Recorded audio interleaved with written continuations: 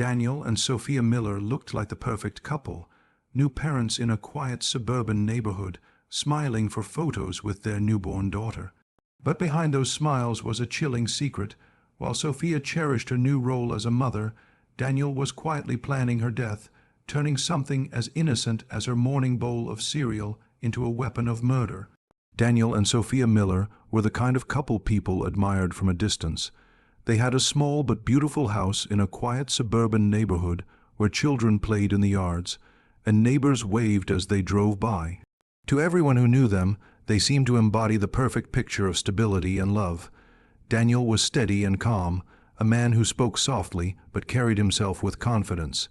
He worked at an insurance firm, a job that wasn't glamorous but provided enough for the family to live comfortably.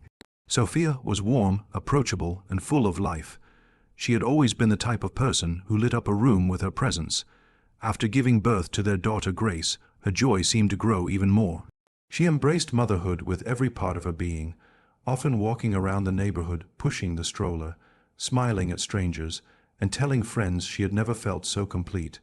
For a while, life in the Miller household seemed untouched by any sort of trouble. Sophia spent long nights rocking the baby to sleep, humming softly, while Daniel worked hard to keep the household running. Their friends often joked that they were the couple who had it all. Sophia's parents were especially proud of her, believing she had found both happiness and security in her marriage.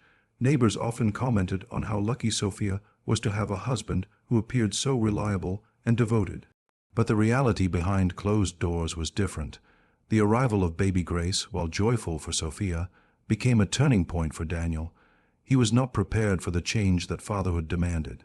He had grown used to being the center of Sophia's attention during their years together, but now everything revolved around the baby.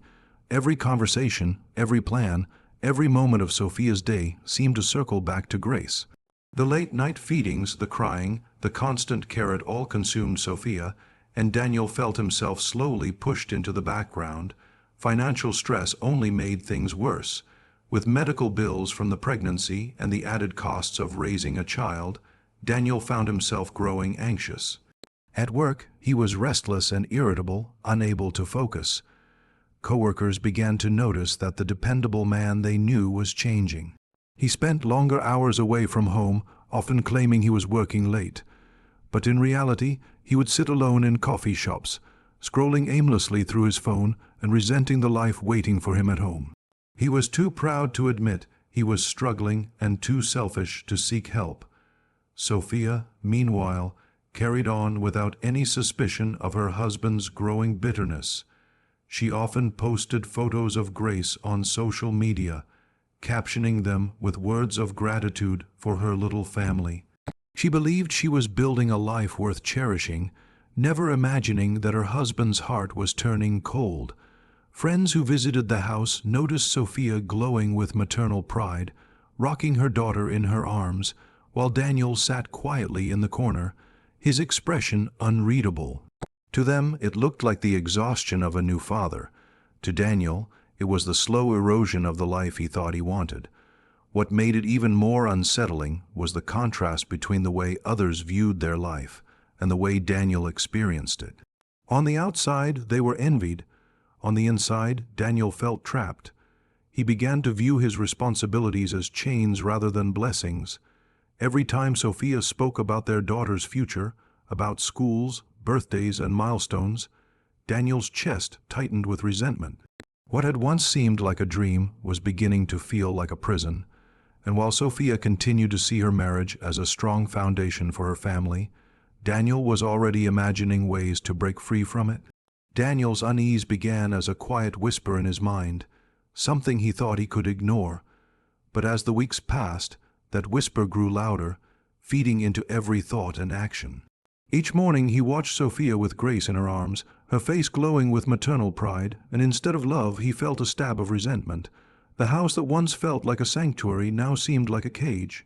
He told himself he was tired, that it was just the stress of adjusting to fatherhood, but deep down he knew something darker was growing inside him. He began retreating into himself. At work, he would stay at his desk long after others had left, staring at spreadsheets without seeing them. His coworkers noticed how he no longer joined them for lunch or after work drinks. Some whispered that he seemed distracted, while others speculated that he was having personal problems. They weren't entirely wrong. He was restless, constantly scrolling through websites late at night, reading articles and forums about relationships that had fallen apart after children were born. Sometimes he searched for stories of men who left their families and started over. Other times, his searches drifted into darker corners of the internet, places that offered disturbing answers to questions no one should ask. Sophia, meanwhile, remained oblivious. Her days were filled with diapers, bottles, and lullabies. She trusted Daniel completely, believing his silence and distance were nothing more than the weariness of a new father. When she noticed him staying late at work, she assumed he was being responsible, working hard to support the family. She never doubted his loyalty. In her eyes, Daniel was the same dependable man she had married, even if he seemed more tired than usual. But the truth was far different. At the office, a woman named Claire had begun catching Daniel's attention. She was confident, independent, and lived a life free of the responsibilities that weighed so heavily on him. She laughed easily and often spoke about traveling, eating out, and enjoying her freedom. Around her, Daniel felt something he no longer experienced at home: lightness. He began lingering near her desk, joining conversations that had nothing to do with work. To his colleagues, it looked like harmless flirting, but for Daniel, it stirred feelings he hadn't expected. He started imagining what life would be like if he wasn't tied down to a wife and a newborn. The thought consumed him more and more each day. Yet divorce was not an option. Daniel was too concerned about appearances, too worried about what people would think. He knew the financial strain it would bring and how it would make him the villain in everyone's eyes. His image mattered to him, perhaps more than he realized. He wanted to be seen as a successful man, someone respected in the community, not a failed husband walking away from his family. The idea of being trapped in a marriage he no longer wanted filled him with dread, but the thought of being judged for leaving seemed unbearable. As this internal conflict grew, Daniel began to think in extremes. He started to see Sophia not as the woman he once loved, but as the obstacle standing in the way of the life he imagined with someone else. Every smile she gave their baby, every hopeful word she spoke about the future, only deepened his sense of suffocation. He convinced himself that he deserved something better, that he had the right to be free. Slowly, a thought crept into his mind that most people would never entertain. It was shocking, dangerous, and unthinkable, but once it arrived, it never left. He began to imagine what life would look like without Sophia in it. The idea had started as nothing more than a shadow in Daniel's thoughts, a fleeting possibility he told himself he would never act on. But once it had taken root, it grew stronger each day, feeding on his resentment and his longing for escape. He began studying Sophia's routines with quiet precision, watching the way she moved through her mornings, noting every small detail. She always rose early, even after long nights with the baby, and one of the first things she did was pour herself a bowl of cereal. It was her comfort, her ritual, something she had been doing since she was a teenager. To Daniel, that habit became the perfect opportunity. It was something predictable, something he could use. Late at night, when Sophia and Grace were asleep, Daniel sat at the glow of his laptop, searching for information he knew he shouldn't. He learned about different substances, some common and easily accessible, others rare and dangerous. He read about symptoms, dosages, and how certain toxins could mimic natural illnesses. The more he read, the more calculated he became. He told himself that if Sophia's death looked like a medical condition, no one would question it. People would simply assume her body had failed after childbirth, something that wasn't uncommon. He clung to that reasoning, using it to silence the part of him that still hesitated. Within weeks, packages began to arrive at the Miller house, small, discreet boxes labeled as pest control products or cleaning agents. Daniel stored them carefully in the garage, behind shelves filled with old paint cans and tools no one used anymore. He practiced handling them, measuring out small amounts and observing how easily they dissolved in liquid. It gave him a sense of control, as if he were preparing for something inevitable. Every time he looked at the hidden containers, his resolve hardened. Sophia, meanwhile, had no idea that her husband was building a deadly plan under her nose. She continued her days caring for Grace, exhausted but fulfilled. She often thanked Daniel for being supportive, not realizing that his calm silence was not the patience of a devoted husband, but the cold detachment of a man who had already decided her fate. When she complained of being tired or lightheaded, he encouraged her to rest, playing the role of a caring partner while secretly waiting for the moment to act. The first time he slipped the poison into her cereal, his hands shook.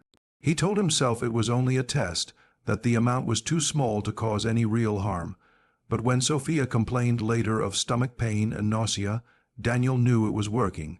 Instead of guilt, he felt a twisted sense of victory. No one suspected him. The doctors dismissed it as postpartum exhaustion, a natural side effect of sleepless nights and stress. Her friends advised her to eat better, drink water, and rest. Daniel played along, offering her blankets, making her tea, pretending to worry.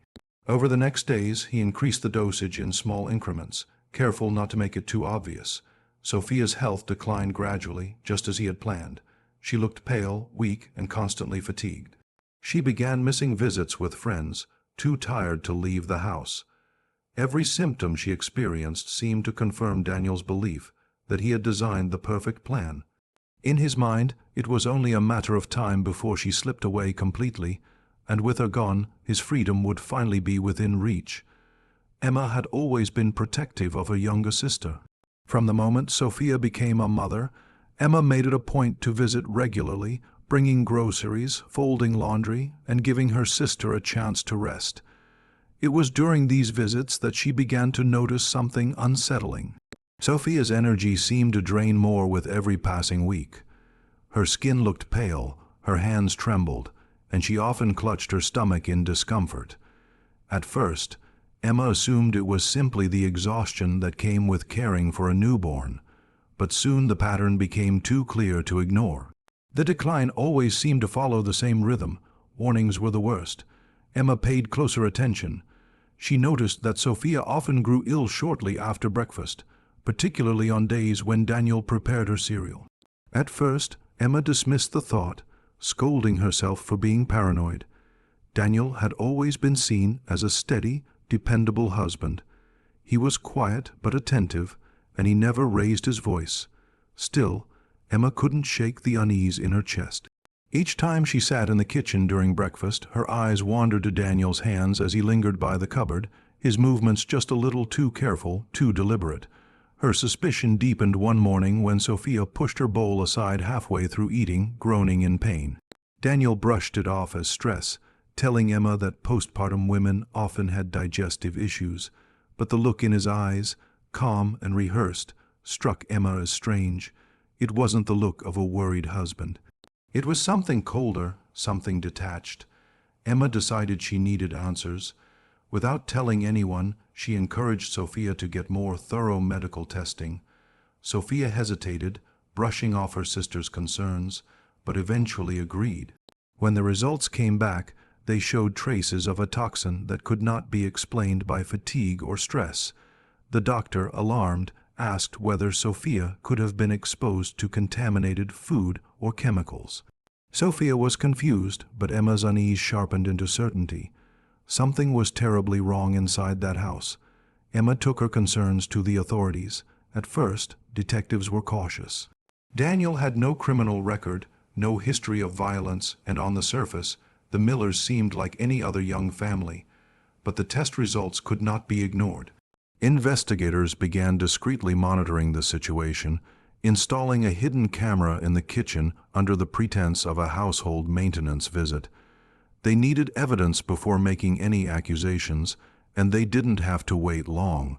Within days, the camera captured Daniel's betrayal in chilling detail. The footage showed him pouring cereal into a bowl, then pausing to reach into the cupboard where he had hidden the poison. He carefully sprinkled a fine white powder into the food, stirred it slightly, and carried it upstairs to his wife with a gentle smile, as though he were doing her a kindness. The contrast between his outward affection and his deadly actions was horrifying. When detectives showed Emma the footage, she felt her world collapse. The man her family had trusted, the father of her niece, was deliberately trying to kill her sister. The evidence was undeniable, and authorities prepared to move swiftly before Daniel had another chance to act. The morning of the arrest was quiet, almost ordinary. Daniel woke early, moving through the house as though nothing in his world was amiss. He brewed coffee, prepared Sophia's cereal, and carried it upstairs to where she lay weakly in bed. He smiled, his mask still perfectly in place, never suspecting that the police were waiting outside. Within minutes of setting the bowl on the nightstand, the sound of heavy knocks rattled the front door. Daniel's expression faltered, but he tried to stay calm, unaware that the evidence against him was already overwhelming. When officers entered, they found him standing frozen in the hallway, his composure slipping for the first time. Sophia, startled by the commotion, struggled to sit up, confused and frightened. She had no idea that her husband was at the center of the chaos, nor that her life had been hanging by a thread each morning. The police quickly secured the scene, confiscating the cereal bowl, the box, and the containers from the garage where Daniel had hidden his poisons. Every piece of evidence painted the same picture. This was not a mistake, not an accident, but a carefully calculated plan to end Sophia's life. At the station, Daniel's calm facade finally cracked. Faced with the footage, the toxicology reports, and the testimony of Sophia's sister, he could no longer deny the truth. His initial claims of innocence collapsed under the weight of evidence. He offered excuses, saying he felt overwhelmed, that he had lost control, that he had only wanted peace. But his explanations did little to sway investigators. The methodical nature of his actions, the online orders, the concealed storage, the measured doses, proved that this was no impulsive act. It was premeditated. Sophia, meanwhile, underwent emergency treatments to purge the toxins from her system. Doctors told her she was lucky to be alive. The doses she had ingested over the past weeks had weakened her body, but with proper care and time, she would recover. What would not heal so easily were the wounds left by betrayal. The man she had trusted to protect her and their newborn child had instead tried to destroy them.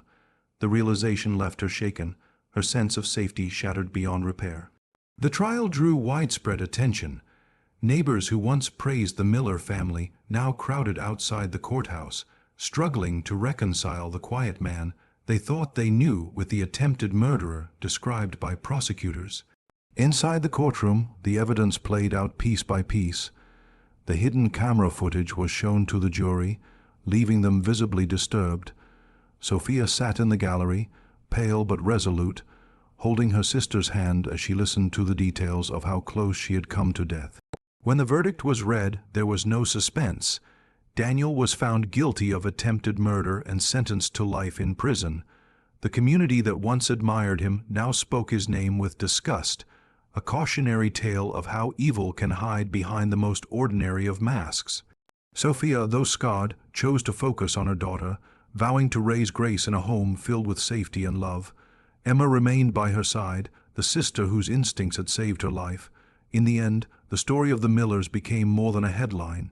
It was a chilling reminder that danger can live in plain sight, behind a smile, within the walls of a home that looks perfect from the outside.